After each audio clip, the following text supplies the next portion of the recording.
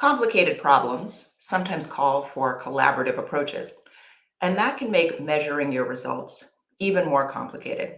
Today, we are going to talk to an expert on evaluation for collaborative approaches, and we're going to learn some best practices for measuring and reporting our impact when we work in teams. Hello, everybody, and welcome back to Coffee Time with Masterminds. My name is Peta Blakely, and I'm the founder and principal of Blakely Consulting. Welcome to Coffee Time with Masterminds. I am Cynthia Rojas, founder and principal of To Your Growth. Welcome to Coffee Time with Masterminds. I'm Rebecca Tuttle, founder and principal of Grant Right Now and Grant Writing for Good. Good morning and welcome to Coffee Time. I'm joined today by my co-host, Cynthia Rojas. Good morning, Cynthia. Hi, Peta. How are you? Good. Today, we are talking about measuring our impact when we work in partnership. And we're going to be joined by Michelle Molina. Michelle is the principal of Connecting Evidence, and she works with collaboratives that are tackling complex issues and systems change. She has a decade of experience partnering with groups on evaluation, helping them use data to learn from what's working to inform innovation, adaptation, and decision. Good morning, Michelle. Welcome to the show. Hello, thanks for having me. Hi, Michelle. Thanks for coming on. And I want to welcome everyone who is listening to us live or listening to us around the world or in Australia. And if you're joining us live, please let us know your name and where you're joining from in the comments. So let's talk about why there are so many collaborative and coalition approaches happening.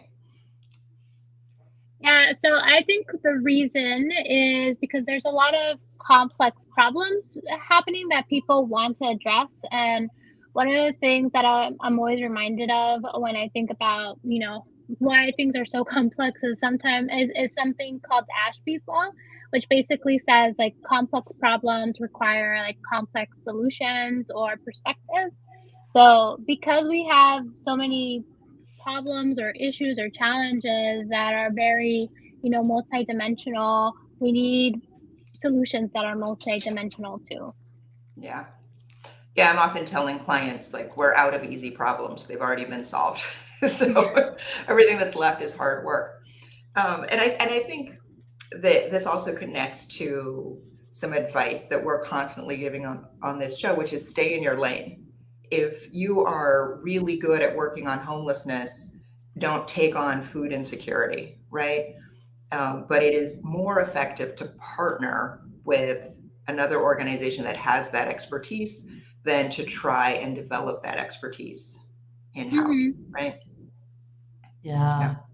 Another thing I see a lot, just to add to the example, Peta, is you work on homeless issues and you start a workforce development program. Mm-hmm. And that's a lot of different skills and different programming. And so this is where collaboratives really, really work and become effective in the ultimate outcome. Yeah. I think another one that comes up a lot is, is action and advocacy. Mm-hmm. So people say, like, we're at the limit of what we can do in this policy environment. How can we change the policy environment? And it's a very different skill set, right? Yeah. And usually there's there's a lot of causes for a problem or a lot of issues that sort of stand in the way of people, achieving like healthy, thriving communities. So if you just focus on one aspect, so if you just focus on homelessness, you won't, necessarily, deal with all the issues that the community has. So sometimes partners need to come together to do something more than what they can achieve on their own. Because ultimately a lot of organizations, are working towards similar aims or like in the long term, their vision is similar. Like we all want to live in like a healthy, thriving community, and we all want the end game is always thriving communities.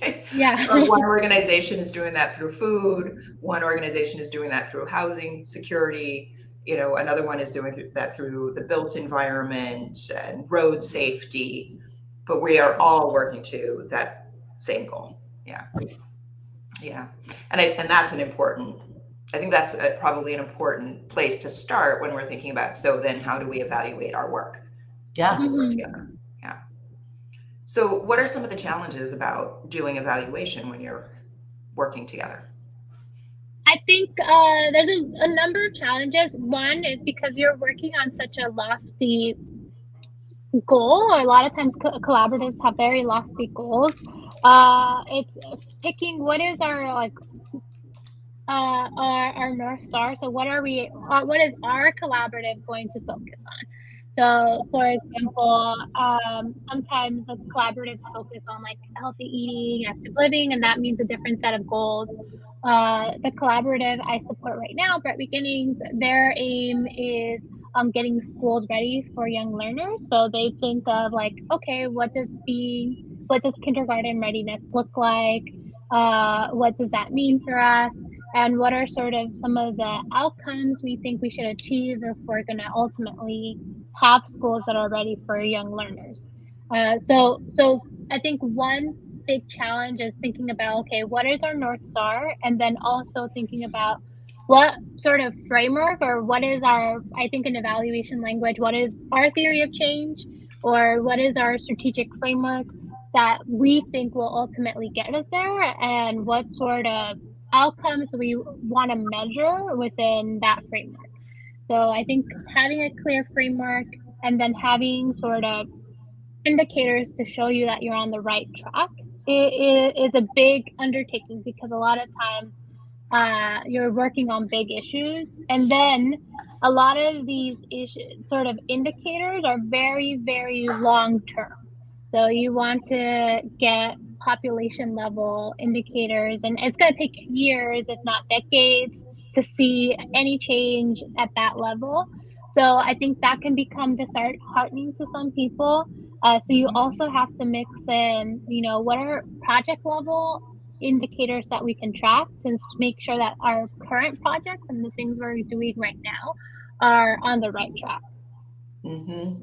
So this is so helpful and also so technical. So I'm going to break it down a little bit. Are you recommending that the coalition has one logic model for the entire coalition, and then the projects underneath it have their own logic models? Yeah. To some extent, yeah. And they should all be tied together. So I have a project, for example, maternal mental health might have support groups running, right? And then, so how is that tied to school readiness in 5-year-olds? So being able to sort of articulate that in some sort of way, tying it back to what is our ultimate goal. So, well, if we have mothers that, have maternal mental health support, then they'll be better able to care for their children. And if they're better able to care for their children, then they'll be able to do XYZ. And ultimately that'll lead to children being better ready for school, or more ready for school. So things like that. So being able to say like, okay, well, what are we doing and how is this connected to our ultimate goal? And that having that clear sort of pathway is important. And then being okay with measuring these short-term changes. So maybe right now we can't measure, we can't get indicators on a particular thing we're interested, but what can we measure right now that would be useful to us? I think especially for collaboratives, because things are changing all the time and projects might come and go, you have to be thinking about, okay, well, what is going to actually help us learn something and make decisions in the near future about the programs we're running, then the direction we're going, and ultimately what we know about what works. So always thinking about what can we actually explore right now that will be useful for us in the near future, is also because it's easy to have these long-term indicators that are secondary sources like the census and stuff like that. But having something you can actually make decisions on in the near future is really important. So generally what ends up happening is you have a mix data collection that's happening. So you have some secondary resources or indicators that you're looking at to sort of understand the context. And then you have sort of project level indicators that help you understand what's working well with the things you're doing right now. I get so much pushback from clients when I recommend that they look at their population level indicators. And you just put it so well, like you need to understand your context, right? Because a big part of the pushback I get is, well, we're not going to solve this. Or, like you said, this is a problem that would take decades to solve, and we're only funded for 5 years. So, we don't want to take this on. But knowing the environment that you're working in is helpful, right? Yeah. Of course. And then also I try to tell people, the data you collect should be useful. So you should either be able to use it to make improvements, adaptations to the things you're doing right now, decision making. And if not those things, then you should be able to use those data to make your case to potential supporters and funders. So just because you weren't able to move the needle right now, you want to be able to make the case like this is a need. We're looking at our population level indicators, and we know that this is a need. So this is why you should fund us or support our collaborative or support this particular project, because this indicator shows that there's a huge gap here and we need to address this. Yes, that's also common where people are citing the data to make the case, but they don't want to formally put that data in their evaluation plan, right? Because they feel like now they've taken a different responsibility for it. So what do you do about different organizations with different areas of focus, different project level logic models, needing to share measures? This is usually a serious point of contention, and sometimes confusion. So how do you best balance that when you're creating your evaluation plan? Yeah, I think because especially like in the collaboratives I work with, there's a backbone team and they're in charge of sort of the collaborative. But all the partners have their own priorities, and the people who are part of collaboratives have their own sort of workload already, probably outside of the collaborative. So it's a challenge to figure out, okay, well, what are people willing to contribute to the collaborative and how are we going to work together? And generally you just work with like the path of least resistance. So who are the willing participants and what are we willing to actually do together? And sometimes it's like, okay, well, let's look at what we're collecting related to this sort of topic. So for example, I'm working on a working parent survey right now, and there's a number of other community surveys out in Monterey County. So what I did is I reached out to some partners and basically we told them, here's our plan. We're planning to collect data on these sorts of topics. Do you have any surveys or instruments where you're collecting something similar? And we're going to look at those and sort of use those as like the building blocks for this survey. So we might take questions, we might tweak some questions, but basically you want to know how are we asking questions already in the community and what's going to be useful for us in this particular circumstance. So that you can create questions that are aligned. Maybe they're not the same exact question or the same verbiage that's being used elsewhere, but you're collecting data where you probably can compare your results across different surveys and different maybe like mini contexts. But you always want to think about, okay, what's already happening?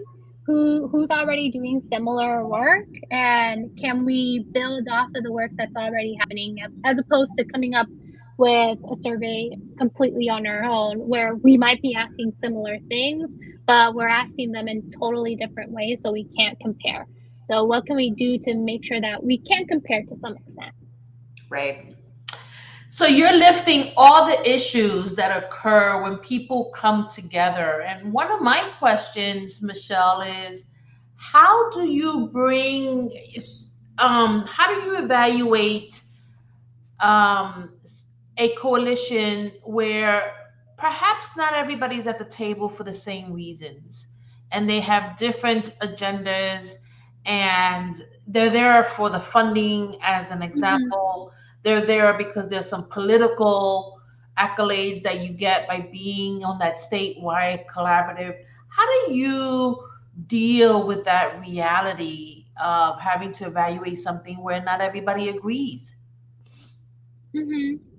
I think one of the things I sort of, I guess that I'll go back to is going the path of least resistance. So seeing who's like a willing participant, who's there, and who is going to be informing, making decisions on an ongoing basis.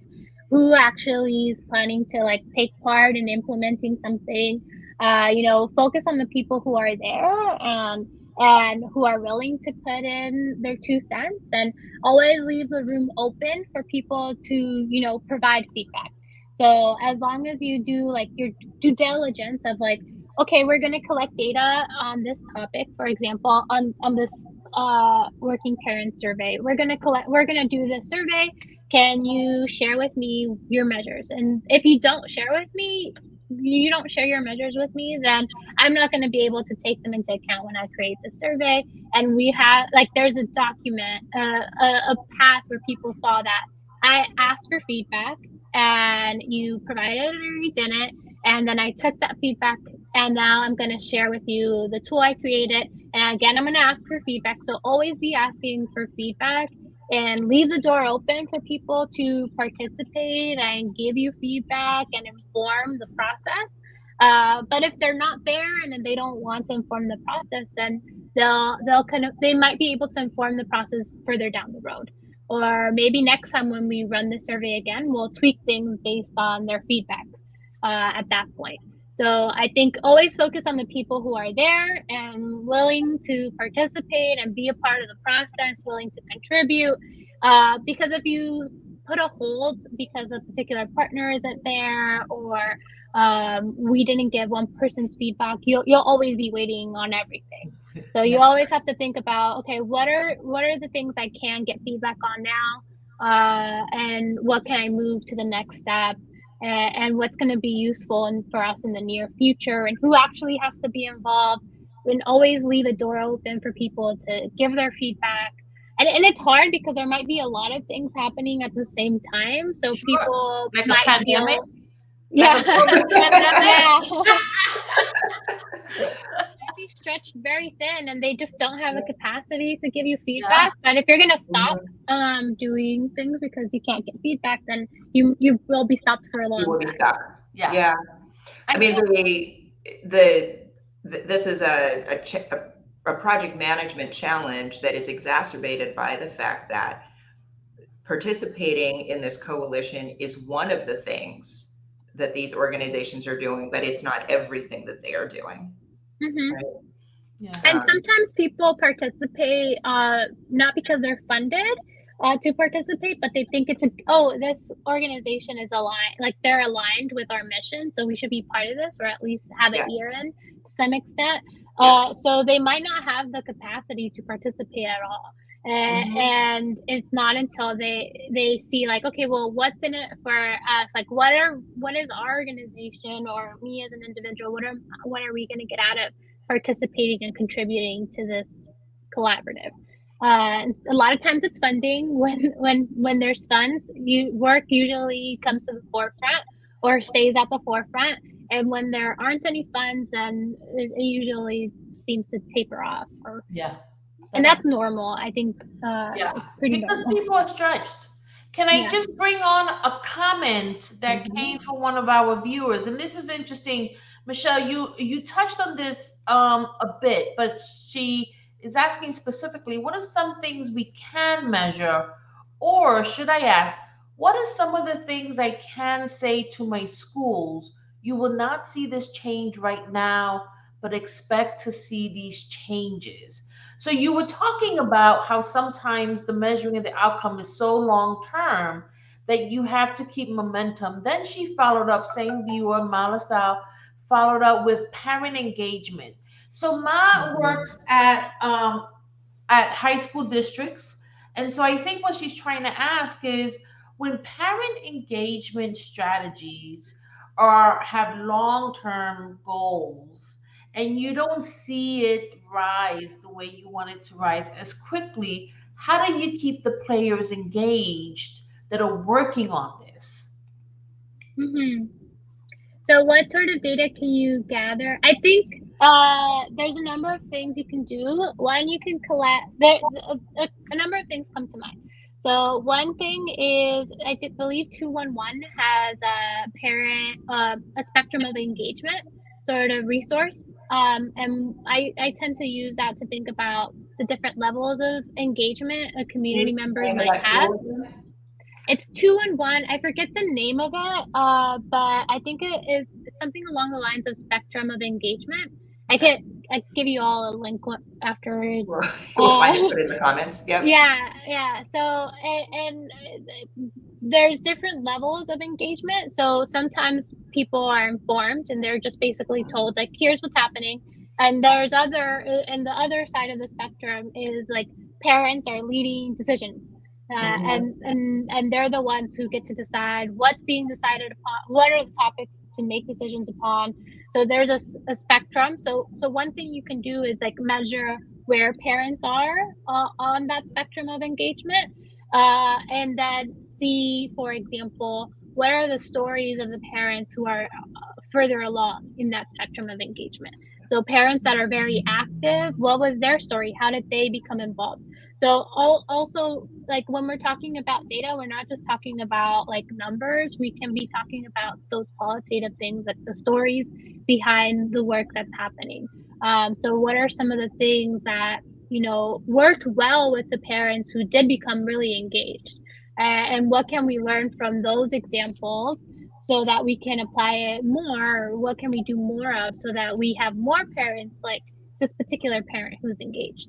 So always being creative of like, okay, well, how it like a broader sense, like taking it away from parent engagement, like how do people think about this topic, and what's the sort of the spectrum here? For example, what sort of framework do people use when they think about this concept? And what are the things that can gather now that might help us make decisions in the future? So with parent engagement, it's like, okay, well, I can explore where parents are on the spectrum, and I can explore for our success, quote unquote, success cases where we have highly engaged parents. Maybe it's one or two parents, maybe it's a limited number of parents, but maybe we can interview them and get some understanding of what worked well in this particular parent's situation that we can learn from. And that can give you, immediately actionable items. I think so often when we take the time to do that kind of analysis, we find very simple but dramatically overlooked solutions, right? Like the parents couldn't get to that side of town in time for the meeting. The bus doesn't go close enough to the location. We need to change the location. Things that are fairly immediately actionable and can move people along that ladder of engagement. Yeah. So and so Malasal says, thank you for that. And so I see patterns to your methods, right? And it's this idea of asking questions, be curious, explore what might be some barriers. You keep using the term, and I love it. I wrote it down, and I even typed it in my notes. Path of least resistance, right? So, which is, I don't use that term, but it's the approach I use. I tend to focus on early adopters. Yeah.